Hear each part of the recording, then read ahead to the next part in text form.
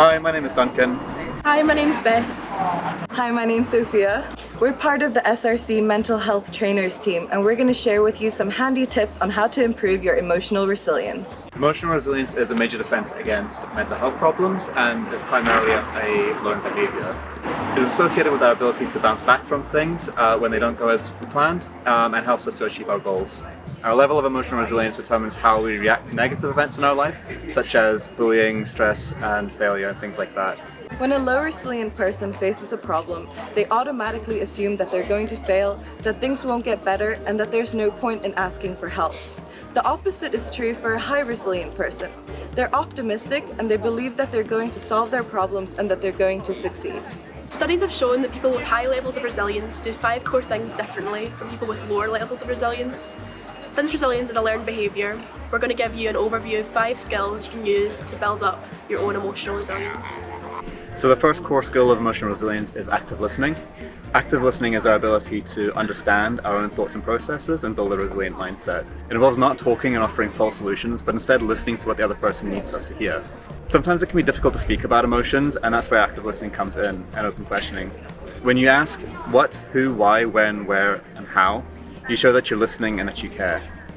Active listening helps us to connect with people and support each other in times of stress.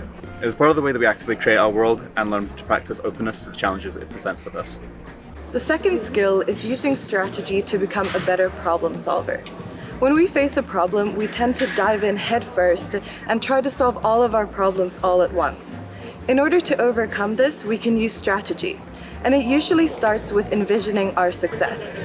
This can be in the form of positive objectives, such as I will feel happier.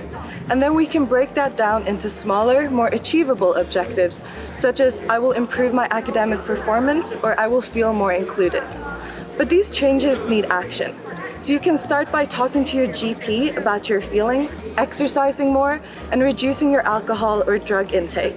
Resolving academic issues can involve speaking to your tutor or joining a support group with GTAs. Feeling more included can involve spending more time with your friends and your family, or joining a club or a society, or starting to volunteer. Stress is something that we all experience and is sometimes unavoidable. It's a physical reaction to a threat in our lives and can affect our memory and decision-making processes. When we get stressed, we often become angry at ourselves, but in emotional times it can be helpful to recognise how we feel so we can talk to others about it and gain some control over our situation. One way of doing this is by writing down what's going on inside our heads, maybe in the notes app or in a diary, just so we can recognise how we're feeling and maybe get a little bit of relief from venting. Our fourth skill is about building personal social capital, or opening up our social networks. We're all social animals and benefit greatly from social engagement. People who have high levels of resilience invest time in building relationships with other people and recognise the importance of having multiple networks of people in their lives.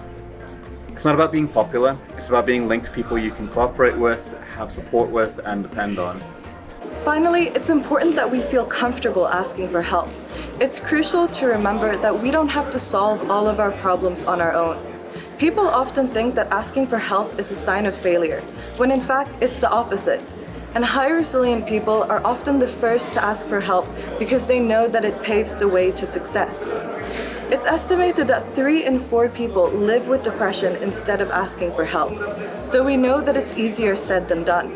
But if you can, try to talk to your GP, your tutor, or a close friend or family member. You can also reach out to the SRC or the Student Support Centre for advice. You can find more information on each of these 5 skills on our website, so we encourage you to check that out.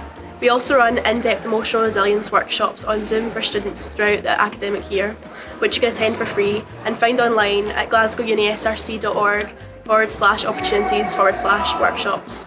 And remember, the SRC is always here if you need advice or support. Good luck with your exams!